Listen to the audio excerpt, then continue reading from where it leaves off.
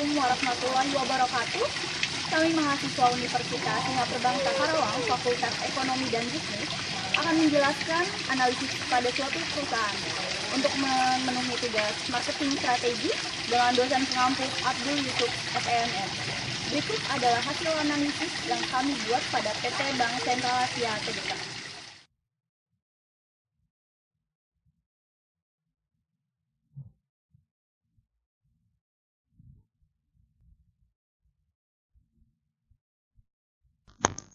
Metode analisa yang kami gunakan, analisis visi dan misi, lalu analisis internal factor evaluation dan external factor evaluation, dan yang ketiga, analisis segmenting, targeting, dan positioning atau STP, dan yang keempat yaitu analisis 7P atau bauran pemasaran. Berikut adalah profil perusahaan pada PT Bank Sentral Asia Tbk. BCA secara resmi berdiri pada tanggal 21 Februari 1957 dengan nama awal yaitu Bank Sentral Asia NV. Banyak hal telah dilalui sejak saat berdirinya itu, dan barangkali yang paling signifikan adalah pada saat krisis moneter yang terjadi pada tahun 1997. Krisis ini membawa dampak yang luar biasa pada keseluruhan sistem perbankan di Indonesia. Namun, secara khusus kondisi ini memengaruhi aliran dana tunai di BCA dan bahkan sempat mengancam kelanjutannya. Banyak nasabah menjadi panik, lalu beramai-ramai menarik dana mereka. Akibatnya, bank terpaksa meminta bantuan dari pemerintah Indonesia melalui Badan Penyihatan Perbankan Nasional atau BPPN, yang lalu mengambil alih BCA pada tahun 1998. Berkat kebijaksanaan bisnis dan pengambilan keputusan yang arif, BCA berhasil pulih kembali dalam tahun yang sama. Di bulan Desember 1998, dana pihak ketiga telah kembali ke tingkat sebelum krisis. Aset BCA mencapai 67,93 triliun rupiah, padahal di bulan Desember 1997 hanya 53,36 triliun. Kepercayaan masyarakat pada BCA telah sepenuhnya pulih, dan BCA diserahkan oleh BPPN kepada Bank Indonesia pada tahun 2000. Selanjutnya, BCA mengambil langkah besar dengan menjadi perusahaan publik. Penawaran saham perdana berlangsung pada tahun 2000, dengan menjual saham sebesar 22,55% yang berasal dari divestasi BPPN.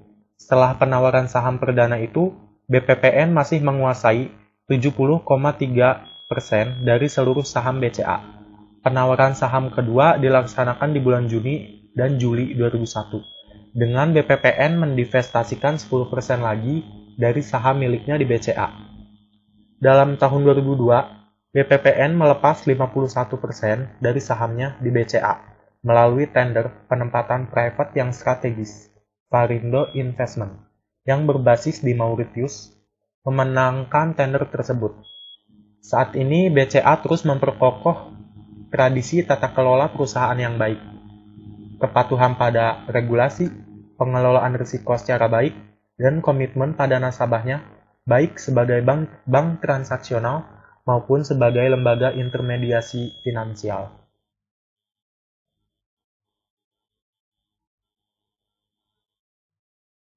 Lalu landasan teori yang kami gunakan yaitu yang pertama, manajemen pemasaran. Manajemen pemasaran menurut American Marketing Association adalah perencanaan, pelaksanaan, dan pengendalian operasi pemasaran total, termasuk tujuan perumusan tujuan pemasaran, kebijakan pemasaran, program pemasaran, dan strategi pemasaran yang ditujukan untuk menciptakan pertukaran yang dapat memenuhi tujuan individu maupun organisasi. Lalu, yang kedua yaitu strategi pemasaran. Strategi pemasaran merupakan rencana yang menjabarkan ekspektasi perusahaan akan dampak dari berbagai aktivitas atau program pemasaran terhadap permintaan produk atau lini produknya di pasar sasaran tertentu. Strategi pemasaran merupakan hal yang sangat penting bagi perusahaan di mana strategi pemasaran merupakan suatu cara untuk mencapai tujuan dari sebuah perusahaan. Lalu ini adalah bagian dari strategi pemasaran. Yang pertama yaitu segmenting. Mensegmentasi pasar menggunakan variabel-variabel permintaan, seperti kebutuhan pelanggan, keinginan pelanggan, manfaat yang dicari, solusi atas masalah yang dihadapi, situasi pemakaian. Dan segmenting dibagi menjadi beberapa, yaitu yang pertama segmentasi geografis, segmentasi demografis, segmentasi psikografis, dan segmentasi perilaku. Targeting, yaitu yang kedua.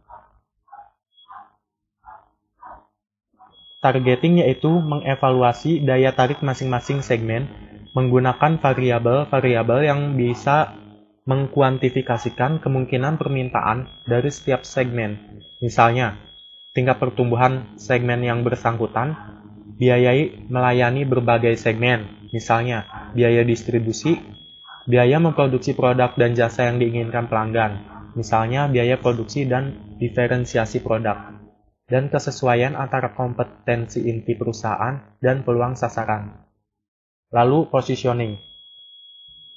Mengidentifikasi konsep positioning bagi produk dan jasa perusahaan yang atraktif bagi pelanggan sasaran dan kompatibel dengan citra corporate yang diharapkan perusahaan. Lalu, bauran pemasaran. Salah satu strategi yang berhubungan dengan kegiatan pemasaran perusahaan adalah marketing mix strategi, yang didefinisikan oleh Kotler dan Armstrong, yang menyatakan bahwa marketing mix as the set of controllable marketing variable that the firm needs to produce the response it wants in the target market. Dari definisi di atas, dapat diartikan bahwa bauran pemasaran merupakan variabel terkendali yang digabungkan untuk menghasilkan tanggapan yang diharapkan dari pasar sasaran. Bagian dari marketing mix atau bauran pemasaran, yang pertama yaitu produk. Produk merupakan elemen penting dalam sebuah program pemasaran. Lalu yang kedua price. Menurut Monroe, menyatakan bahwa harga merupakan pengorbanan ekonomis yang dilakukan pelanggan untuk memperoleh produk atau jasa. Lalu yang ketiga yaitu promotion. Promotion adalah kegiatan mengkomunikasikan informasi dari penjual kepada konsumen atau pihak lain dalam saluran penjualan untuk mempengaruhi sikap dan perilaku. Lalu yang keempat yaitu place.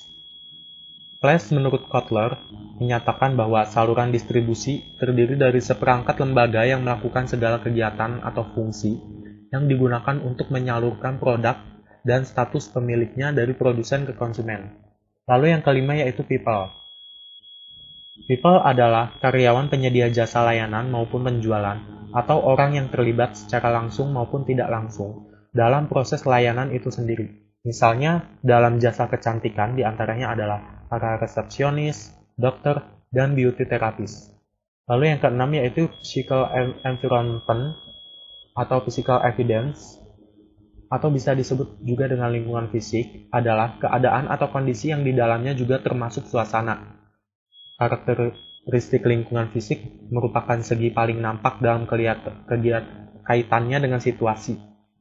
Yang dimaksud dengan situasi ini adalah situasi dan kondisi geografi dan lingkungan institusi, dekorasi, ruangan, suara, aroma, cahaya, cuaca, dan layout yang nampak atau lingkungan yang penting sebagai objek stimulus. Lalu yang terakhir adalah proses. Proses adalah kegiatan yang menunjukkan bagaimana pelayanan diberikan kepada konsumen selama melakukan pembelian barang.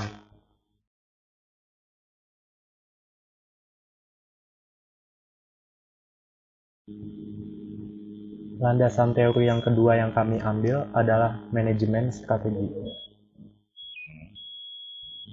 Kami mengambil dari beberapa ahli untuk pengertian manajemen strategi ini.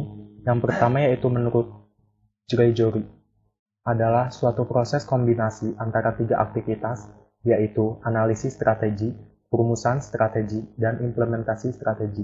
Lalu yang kedua yaitu, menurut Hussein Umar, bahwa manajemen strategi sebagai suatu seni dan ilmu dalam hal pembuatan, penerapan, dan evaluasi keputusan-keputusan strategi antara fungsi yang memungkinkan sebuah organisasi mencapai tujuannya di masa yang akan datang. Lalu yang ketiga, yaitu menurut Lawrence, bahwa manajemen strategi adalah sejumlah keputusan dan tindakan yang mengarah pada penyusunan suatu strategi atau sejumlah strategi yang efektif untuk membantu mencapai sasaran perusahaan. Dari berbagai pengertian tersebut, bahwa dapat disimpulkan pengertian manajemen strategi adalah sejumlah keputusan dan tindakan yang mengarah pada penyusunan suatu strategi dalam jangka panjang atau sejumlah strategi yang efektif untuk membantu mencapai sasaran perusahaan. Struktur organisasi merupakan wadah dan alat pelaksanaan proses perusahaan dalam mencapai tujuan yang hendak dicapai. Oleh karena itu, struktur organisasi merupakan unsur yang sangat penting dalam suatu perusahaan dan tidak pernah terlepas dari kelancaran suatu perusahaan ketika melakukan usahanya. Berikut adalah hasil dan pembahasan dari PT Bank Sentral Asia Tbk. Yang pertama yaitu struktur organisasi. Di sini terdapat beberapa struktur organisasi. Yang pertama yaitu Dewan Komisaris, lalu di bawahnya ada direksi, lalu presiden direktur, dan presiden direktur di sini memiliki wakil presiden direktur. Dan terdapat bawahan-bawahan lainnya seperti direktur bisnis korporasi, direktur perbankan individual, direktur bisnis cabang, direktur wilayah dan pendukung cabang, direktur wilayah dan operasi, direktur teknologi informasi dan strategi operasi, lalu direktur kepatuhan, dan yang terakhir yaitu direktur manajemen risiko. Analisis visi dan misi. Dalam perumusan sebuah organisasi atau program kerja, diperlukan arah sebagai petunjuk momen gerakan yang dilakukan. Karena itulah esensi dari bergerak bukan hanya berpindah, tetapi bergerak menuju sesuatu.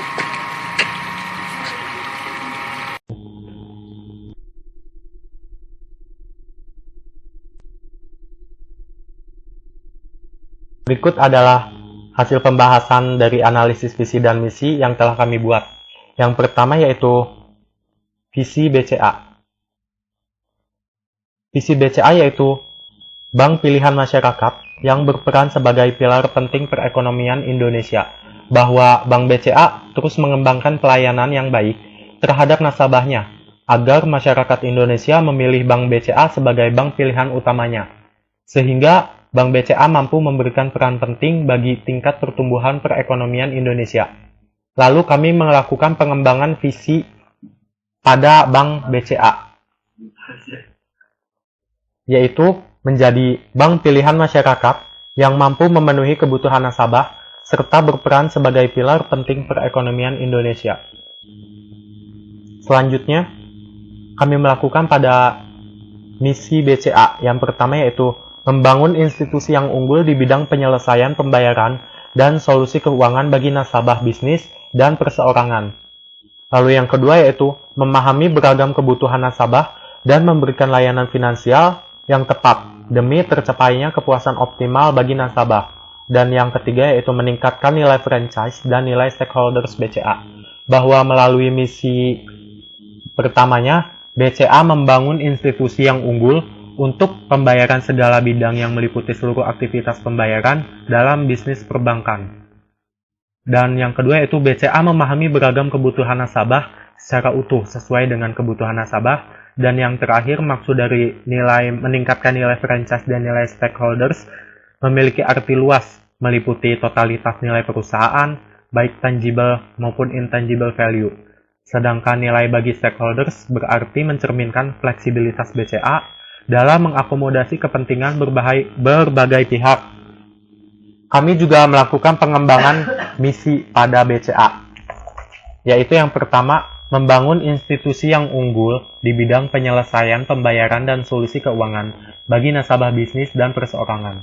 Lalu yang kedua, memahami beragam kebutuhan nasabah dan memberikan layanan finansial yang tepat demi tercapainya kepuasan optimal bagi nasabah. Lalu meningkatkan nilai franchise dan nilai stakeholders BCA. Selanjutnya, memperluas segmentasi pasar dan beragam layanan bagi kalangan menengah ke bawah. Dan pemanfaatan teknologi sesuai dengan perkembangan teknologi yang ada. Lalu menyiapkan strategi untuk menghadapi berbagai krisis di bidang keuangan, serta memberikan bantuan sosial seperti beasiswa, dana bantuan sosial, agar lebih memasyarakat. Analisis internal factor evaluation and external factor evaluation. Matrik IFE digunakan untuk mengevaluasi faktor-faktor internal untuk melihat kekuatan dan kelemahan utama perusahaan terhadap fungsi-fungsi bisnisnya. Sedangkan matrik EFE memungkinkan perencanaan strategi untuk mengevaluasi faktor-faktor eksternal seperti ekonomi, politik, sosial, teknologi, dan kondisi lingkungan persaingan. Berikut adalah hasil dan pembahasan dari internal factor evaluation. Kami mengambil 5 sampel dari faktor internal dari segi kekuatan. Kami memberi bobot yang berbeda, rating yang berbeda, sehingga di sini menimbulkan nilai total 1,3 untuk kekuatan. Selanjutnya, untuk faktor internal dari segi kelemahan, kami mengambil 5 sampel dan memberi bobot yang berbeda serta rating yang berbeda, sehingga menimbulkan total nilai 1,15 untuk kelemahan. Lalu, dari segi faktor strategis eksternal, segi peluang, kami juga mengambil 5 sampel. Kami memberi bobot yang berbeda, rating yang berbeda, sehingga menimbulkan nilai total 1,3 untuk peluang. Dan berikutnya, faktor strategis eksternal dari segi ancaman. Kami mengambil 5 sampel, memberi bobot yang berbeda, rating yang berbeda, dan menimbulkan total nilai 1,15 untuk ancaman. Analisis STP atau bisa disebut dengan segmenting, targeting, dan positioning. Ada 3 elemen dalam strategi pemasaran, yaitu segmentation, targeting, dan positioning. Segmentasi pada dasarnya adalah suatu strategi untuk memahami struktur pasar. Sedangkan targeting adalah persoalan bagaimana memilih, menyeleksi, dan menjangkau pasar. Setelah pasar sasaran dipilih, maka proses selanjutnya adalah positioning. Positioning pada dasarnya adalah suatu strategi untuk memasuki jendela otak konsumen. Positioning biasanya tidak menjadi masalah dan tidak dianggap penting selama barang-barang yang tersedia dalam suatu masyarakat tidak begitu banyak dan persaingan belum menjadi sesuatu yang penting. Positioning baru akan menjadi penting bila mana persaingan sudah sangat sengit. Metode yang kami gunakan untuk menganalisis PT Bank Sentral Asia, yang pertama, kok yang pertama sih? Yang ada belajar supaya cepat masuk gimana? Aku belajar itu gampang kalau rumus mah. Rumus mah gampang nih. Lalu analisis, segmenting, targeting, dan positioning dari Bank Sentral Asia. Yang pertama kami lihat dari segmenting. Di sini ada segmentasi demografis. Segmentasi demografis, Bank BCA menempatkan segmentasi demografisnya berdasarkan usia, yaitu di atas usia 17 tahun. Karena salah satu syarat untuk menjadi nasabahnya yaitu memiliki usia di atas 17 tahun. Lalu segmentasi geografis. BCA mensegmentasikan produknya untuk masyarakat yang mempunyai income lebih tinggi. dilihat dari segmentasi psikografis, BCA mengeluarkan 3 tingkatan limit kartu kredit yang ditawarkan kepada konsumen dan besarnya tergantung dari jenis kartu kredit yang dimiliki. Misalnya, silver, gold, atau platinum. Lalu dilihat dari segmentasi perilaku, BCA membagi pembeli menjadi beberapa kelompok berdasarkan pengetahuan, sikap, penggunaan, atau respon terhadap sebuah produk yang ditawarkan pada konsumen. Dan segmentasi manfaat, BCA melakukan segmentasi dengan memberikan kesempatan mendapatkan hadiah bagi nasabah yang melakukan transaksi terus-menerus dengan BCA. Selanjutnya, dilihat dari targeting, dilihat dari konsentrasi segmen tunggal. BCA membidik konsentrasi yaitu pada pasar perbankan, lalu spesialisasi selektif, dilihat dari segmentasi perilakunya, masyarakat Indonesia itu lebih berminat kepada penampilan pegawai yang menarik. Maka dari itu, BCA selalu merekrut sumber daya manusia yang dapat menimbulkan loyalitas nasabahnya. Selanjutnya, dari spesialisasi pasar. Dalam menangani nasabah yang ingin mendapatkan informasi tentang BCA secara praktis, BCA menyediakan program Halo BCA. Lalu, spesialisasi produk. BCA menyediakan layanan tabungan simpanan untuk menjangkau seluruh segmen pasar yang ditargetkannya. Dan pelayanan penuh. BCA memiliki produk diantaranya tabungan simpanan, ATM, BCA Insurance, BCA Finance, pembiayaan sepeda motor untuk melayani semua kelompok nasabah dengan berbagai produknya. Lalu, lihat dari positioning, yaitu mengidentifikasi konsep positioning bagi produk dan jasa perusahaan yang atraktif bagi pelanggan. Sasaran dan kompatibel dengan citra corporate yang diharapkan perusahaan. BCA melihat nasabahnya juga perlu melakukan transaksi jika mereka sedang di perjalanan yang jauh dari kantor, ATM, maupun komputer. Karena itu, BCA menciptakan mobile banking BCA, yaitu memberikan solusi transaksi kepada nasabah dimanapun mereka berada melalui telepon genggam.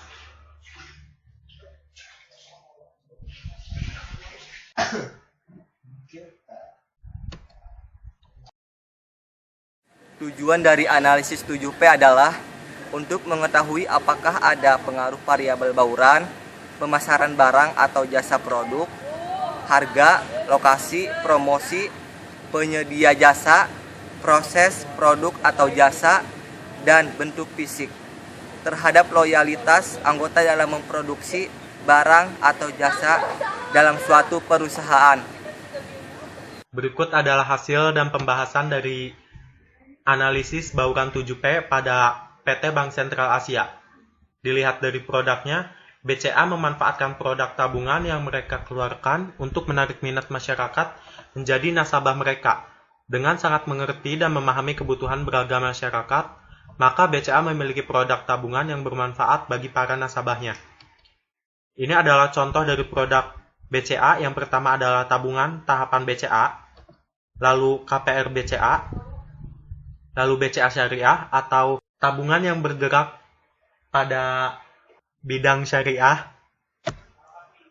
ACA Asuransi atau Asuransi Sentral Asia, dan BCA Flash, yaitu untuk pengguna jalan bebas hambatan atau jalan tol. Lalu dari promosi, dengan konsep promosi, BCA melakukan serangkaian promosi dari produknya melalui berbagai media dan event, seperti media iklan di televisi, koran, membuat spanduk, dan lain-lain. Ini adalah salah satu contoh dari promosi yang dilakukan oleh BCA. Lalu ini adalah acara BCA Biz Expo. Lalu ini adalah pameran di dalam pusat perbelanjaan. Dan ini adalah gebiar BCA yang ada di Indosiar. Selanjutnya dari harga. BCA pun memberikan harga yang terjangkau untuk memenuhi kebutuhan nasabahnya. Seperti pada produk tahapan dalam pembukaan rekening tabungan baru, dengan mewajibkan nasabahnya melakukan setoran awal sebesar 500.000 dan biaya administrasi sebesar 12.000 setiap bulannya yang masih dapat terjangkau oleh nasabahnya sehingga memotivasi mereka untuk membuka tabungan di BCA.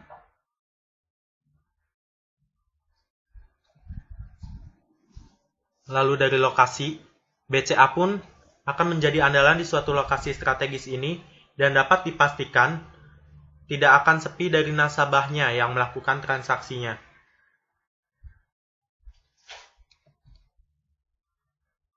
BCA tersebar di seluruh Indonesia dan beberapa negara seperti Malaysia, Singapura, dan di seluruh Indonesia.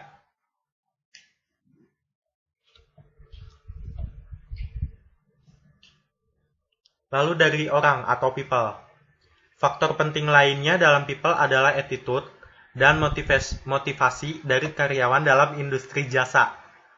Dengan karyawan atau karyawati yang menjadi ujung tombak BCA yang dilengkapi dengan wawasan luas dan skill perbankan yang tinggi, akan membuat nasabah BCA dapat memberi rasa percaya dan aman untuk bertransaksi di BCA. Ini adalah beberapa contoh dari karyawan pada BCA Finance. Ini pada pemimpin direksi PT Bank Sentral Asia Tbk. Dan ini adalah karyawan atau pegawai pada Bank BCA.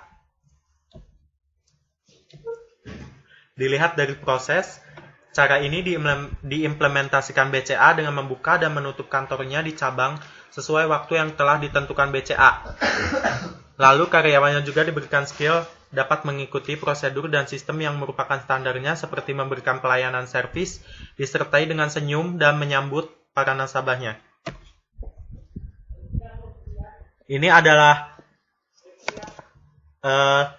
surat untuk pembukaan rekening. Lalu ini untuk transfer. Dan ini untuk bukti setoran. Lalu dilihat dari bukti fisik. Building merupakan bagian dari bukti fisik. Karakteristik yang menjadi persyaratan yang bernilai tambah bagi konsumen dalam perusahaan jasa yang memiliki karakter. Perhatian terhadap interior, perlengkapan bangunan, termasuk lighting system, dan tata ruang yang lapang menjadi perhatian penting dan dapat mempengaruhi mood pengunjung. Ini adalah contoh dari ATM BCA yang ada di pusat perbelanjaan yang sangat nyaman. Dan ini adalah salah satu gedung dari cabang BCA. Berikut adalah kesimpulan dari pembahasan yang telah kami buat. Dilihat dari visi dan misi, bahwa visi PT Bank Sentral Asia adalah menjadi pilihan masyarakat yang berperan sebagai pilar penting perekonomian Indonesia. Sehingga PT Bank Sentral Asia mempunyai misi membangun institusi yang unggul di bidang penyelesaian pembayaran, memahami beragam kebutuhan nasabah, dan meningkatkan nilai franchise dan nilai stakeholders BCA. Ini sudah terpenuhi. Lalu, strategi pemasaran yang dilakukan PT Bank Sentral Asia dengan melakukan segmenting, targeting, dan positioning. Pada segmenting yaitu dengan melakukan inovasi dan mengeluarkan produk sesuai dengan kebutuhan, keinginan, dan manfaat yang dicari oleh nasabah.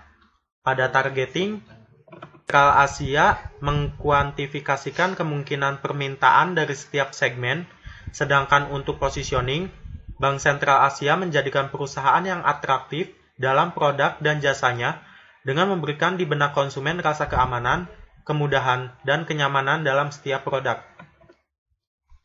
Ini sudah terpenuhi.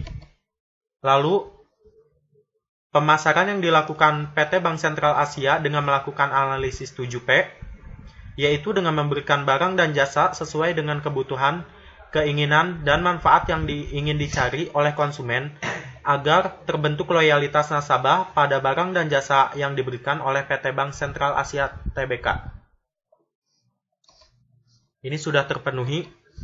Dan faktor yang mempengaruhi strategi pemasaran PT BCA adalah faktor internal dan faktor eksternal, di mana faktor internal terdiri dari kekuatan dan kelemahan, sedangkan faktor eksternal terdiri dari peluang dan ancaman.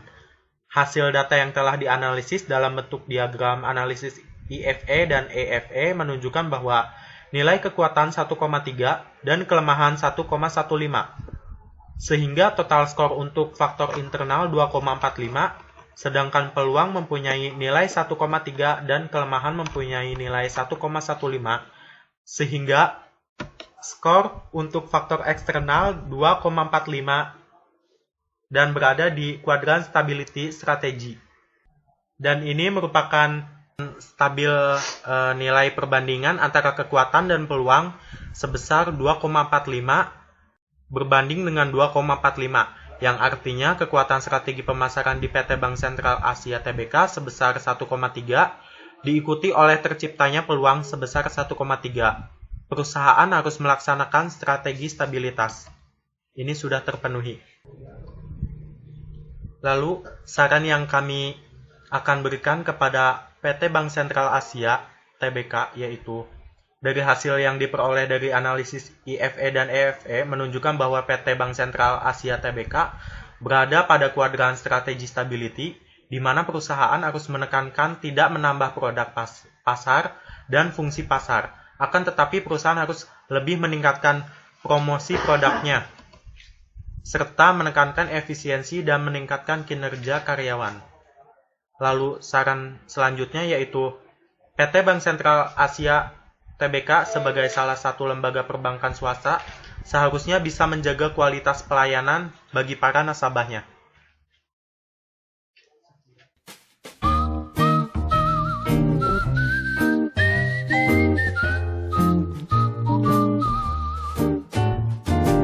Chocolate fudge and red balloons, Argyle socks and the blue suede shoes, a stroll in Central Park with you, bare feet on sands in Malibu, drinks at 2 in the afternoon. I'm in just that kind of a